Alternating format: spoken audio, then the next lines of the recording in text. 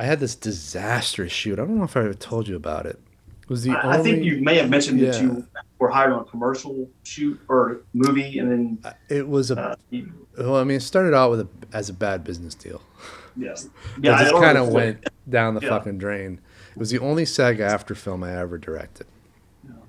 During And that, I'm sure that was pretty tough. They have new yeah, laws now. that was sort of the cherry on top of all the bullshit. But the thing is it made me realize, and this was the thing that came out of it was one, no movie's worth putting up with the level of bullshit No, that I had to put up with on that. No, one, I never worked with a cinematographer again. After that, I shot all my own your own stuff. stuff. I Yeah, learned the best ways to capture audio without the need for a sound guy. And let me tell you, my sound mixer, who did the final mix of fractals on this no, last yeah, project, he that said was this was great. one of the best recorded films he's ever mixed. I said, yeah, and I It's didn't even all have you. an on-set guy for that. It was all me and my girlfriend figuring out where to place mics without a boom. So we don't have a boom in our usual setup. We have a shotgun mic on the camera, and then we have another identical shotgun mic that floats, and Okay. that's Yeah, way better yeah, than what I got when we had a full crew, which is like really weird because you wouldn't think yeah. that. You'd think that the tried and true way would be the best way. But there was something about the setup of that production. It enlightened me to this idea. Well, if I'm going to put all this effort into a screenplay, into putting all these, I'm not going to say my ideas are worth anything because most ideas aren't worth a goddamn. But there's a lot of energy getting put Right. into creating something that works, that everybody can benefit from. There you go. And there's almost a feeling of disrespect when it just becomes about the ego of the individual. Yeah. Worst crew I ever had. The cast was a split mix between people who understood what I was trying to do Yeah. and people who just weren't down for it. They Do you were feel just like the happy that DP? they got hired. That was about it.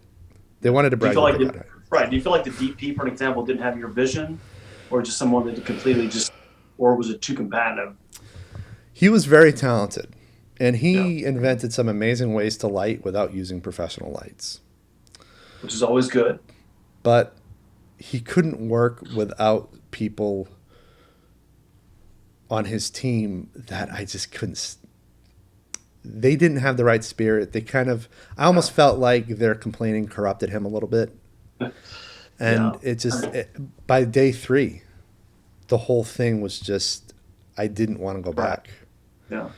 And I now don't use a crew.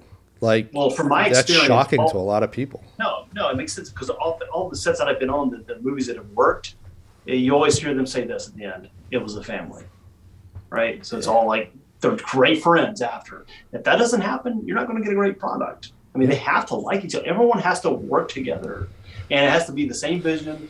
Everyone and the director has to like helm the ship. That's Yeah. the way it works. I mean, if you're not on the same page, you're not going to make anything that works. I agree 100%. And that's the thing that was the project that made me realize that is I'd rather not have a crew than to have the wrong crew. Yeah, So this is good. I took a break. I went back to school. I didn't make a film for a number of years.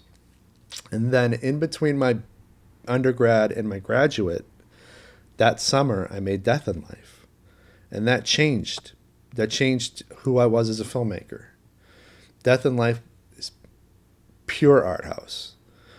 I'd applaud anybody who can get through the first 10 minutes.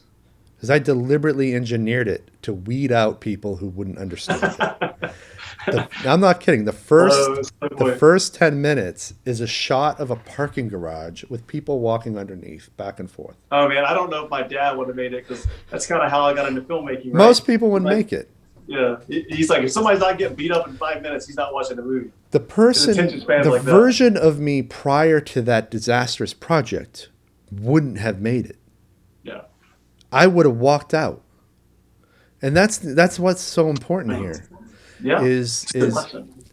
that now my brain had shifted to a point where I'm comfortable presenting this shot for 10 minutes with a little bit of voiceover, a Right. really deep headache inducing droning sound Yes. to get you into this vibe that, oh, I'm in for something really fucking Yeah. weird. But Yeah. if you Yeah. can get through the first 10 minutes, you can make it the rest of it. But It's here's your only an treat. hour and 6 minutes, Yeah. an hour and 3 minutes or Yeah. whatever. But if you No, can I get through the mean, first 10, you can get through the rest of it. I do like the setup. You know, weed them out. Who made it? 50 that made it. You're gonna get this treat. You love it.